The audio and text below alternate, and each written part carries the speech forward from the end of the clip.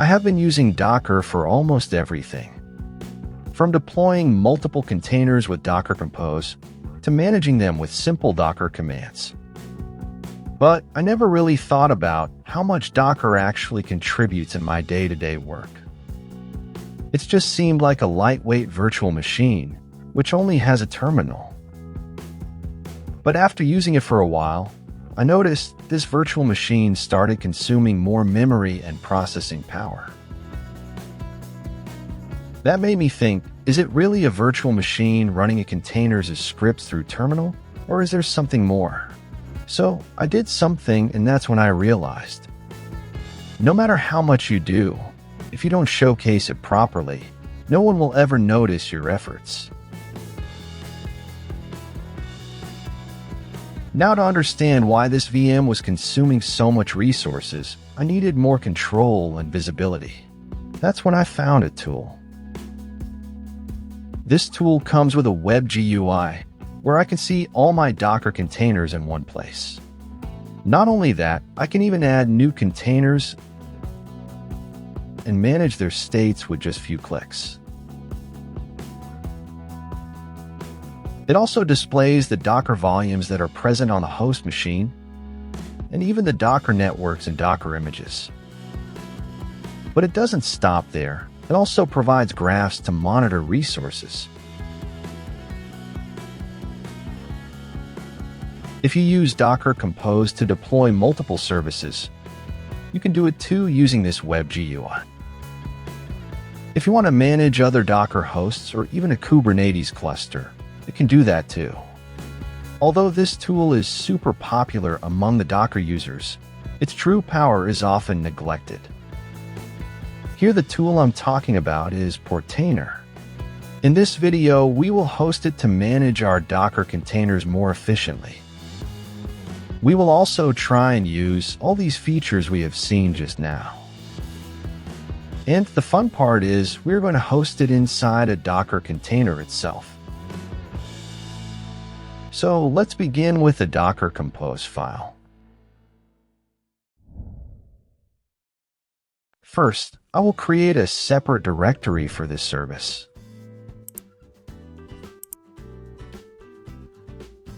And create the Docker Compose file inside it. Here, I will start by mentioning services, followed by a colon.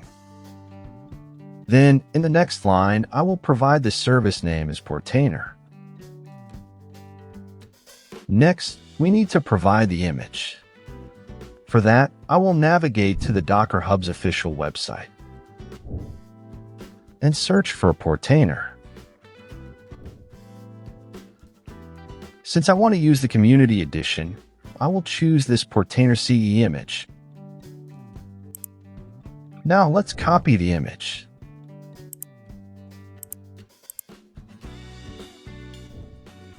And paste it here. Next, let's provide the container name. I will name it as Portainer. Then, we need to mention the ports.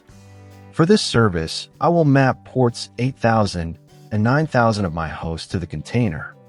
Here, the port on the left side is for the host machine, and the right side is the port for the container. If any of these are already in use, we can modify the left side port. Now let's define the volumes. First, I want to make sure that Portainer can access Docker on my host machine. For that, I'm going to bind my host machine's Docker socket to the container. Next, I will bind a directory from my host machine to the /data directory of the container. All the Portainer configuration files will be stored here. This way, we can back up the configurations, then migrate them to another machine if needed. Now let's set the restart policy to unless stopped. Once that is done, I will open this directory in the terminal. To execute the Docker Compose up command, we need to be in the same directory as the Docker Compose file. Now let's run the container in detached mode. This will pull the Portainer image and start the service. Once the service is up and running, we will access it through a browser. For that, I will type the IP address of my host machine in the address bar. After that, we need to add a colon and type the port number 9000. Then press enter. As you can see, we are now able to access Portainer's initial setup page. This confirms that our service is up and running perfectly. Remember, if this step is not completed quickly, the page will show timeout. But nothing to worry, you just need to restart the Docker container to get back here. Now let's create the initial administrator user. For that, I will go with tech as my username. Then enter a password and confirm it. We also have a little checkbox here, asking if we want to share anonymous statistics. I'm going to uncheck it because this is just a temporary setup for this video. If you want, you can leave it checked, as sharing statistics helps the developers improve Portainer. Once that's done, I will click on Create User. And we have landed on the Quick Setup page. Here we can see a big Get Started button. Let's go ahead and click that. Portainer has already detected our local Docker environment. Now if I click on the Live Connect button, we can see the details like containers, images, and volumes all in one place. Now let's explore the Portainer features. From the left side panel, we can easily navigate to all the features it offers, such as templates, stacks, containers, images, networks, and volumes. First, let's navigate to stacks. A stack is a collection of services. We can just use it as a Docker Compose file. Here, we will find all the stacks that are available currently. For now, there's only one stack, which is Portainer itself. So, I'm going to create a new stack. To do that, we need to click on the Add Stack button at the top right corner, which will take us to the Create Stack page. Here, we have several options to create a stack, such as the web editor, upload, repository, and custom template. For this example, I will use the web editor and the Docker Compose file I used earlier to host Nginx Proxy Manager. All we need to do is copy the content of the file and paste it into the web editor. Once that's done, we need to give a name to it. I'm going to name it as Nginx Proxy Manager.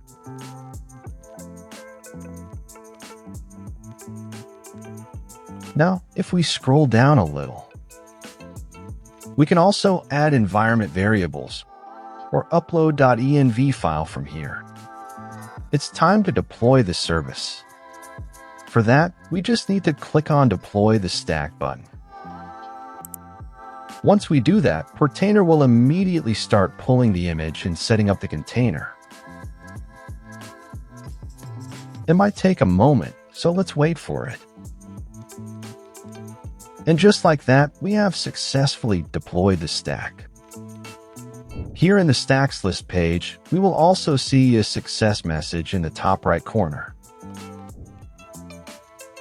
Now we can see that a new stack has been added to this list. Let's click on it to open the Stack Details page. Here we can find all the information about the stack, including its containers. We will dive into the details of all these options in the Containers tab, as they are same. Here we will also find an editor, which allows us to update the stack configuration directly. Now let's move to the Containers tab. In this list, we can see all the existing containers. For now, we have two containers running, Portainer and the Nginx Proxy Manager, which we just deployed using the stack. Here, we can see the detailed information about these containers in a clear, graphical format. We can also quickly check the current status, perform actions, view the image in use, check the creation time, access its IP address, review published ports, and identify ownership. Also, we can add new containers by clicking on the Add Container button at the top right corner of the page. For example, I'm going to add a Vault Warden container using my existing Docker Compose file as a reference. For that, I will just copy the necessary details from this file, such as the container name and the image. Next, we need to map the ports for the container. To do that, I will click on the Map Additional Port button. This will create an entry where we can specify the ports. I'm going to set the host port as 82 and container port as 80. If needed, we can also use TCP and UDP options for advanced configurations. Now let's map the volumes. For that, we will scroll down to the Volumes section in Portainer and click on the Map Additional Volumes. This will create an entry to specify the volume configurations. Here, we can either use an existing Docker volume with writable or read-only permission, or bind it to a specific host directory. For this setup, I'm going to use a bind volume. So I will copy the host volume path from the Docker Compose file and paste it here. Now I will map it to the /data directory within the container as specified in the file. Next, we need to set the restart policy to unless stopped. This ensures the container automatically restarts unless it is manually stopped. To do this, I will navigate to the Restart Policy section and select the option Unless Stopped. Here, we also need to configure an environment variable.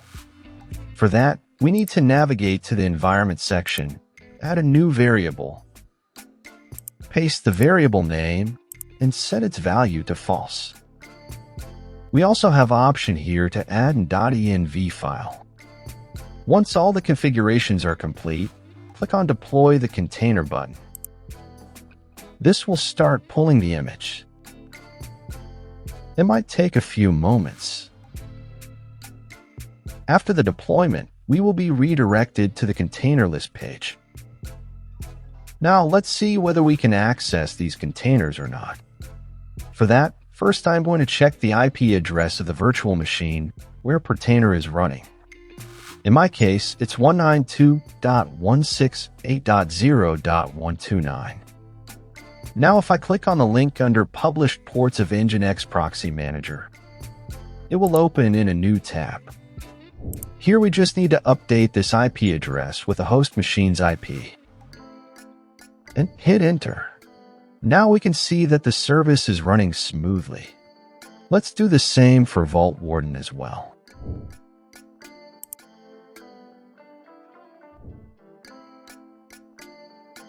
I think there will be some way to add the IP address from the Portainer UI, or maybe as an environment variable. In case if you find a way, let me know in the comment section. Now let's explore the available options on this page. Here we have the container names, where we can click to get more details of each container. Let's click on this. We can notice different types of options to check the container's status, see the logs, and even restart or stop it if needed. First, let's see the container logs. For that, I will click on this Logs button. Here, we can see all the logs generated by the container in real time. This is particularly useful for debugging or monitoring container activity. Now let's go back to the container list page. From here, we can also inspect the container simply by clicking on Inspect. On this page, we can view detailed metadata about it, including its configuration, network settings, and runtime details. We can also check container statistics from here. For that, we will navigate to the Stats tab within the Container Details page. Here, we can monitor resource usage, such as CPU, memory, and network activity. Additionally, we have the option to update the refresh rate to adjust how frequently the stats are updated. Next, let's move on to the console feature and click on the Connect button. This provides direct access to the terminal of the container. This is helpful for running commands or troubleshooting issues within the container. To disconnect the session, simply click on the Disconnect button at the top right corner. There's also an Attach option available. To be honest, I'm not sure how it is different from the console functionality. If you're familiar with it, feel free to let me know in the comments section below. Now let's see the various actions we can perform on containers. Within the Container Details page, we can start, stop, kill, restart, pause, resume, remove, recreate, or even duplicate and edit a container. These actions make it simple to manage and maintain your containers directly from Portainer. Now if we return to the Container List page, we'll see that many of these features are also accessible directly from here. We can view logs, inspect containers, and access statistics without navigating to the Container Details page. Additionally, Portainer allows us to manage multiple containers at once. By selecting multiple containers from the list, we can perform bulk actions such as stopping multiple containers, or we can start them, and even removing them all at once. This is particularly useful when managing large environments with numerous containers.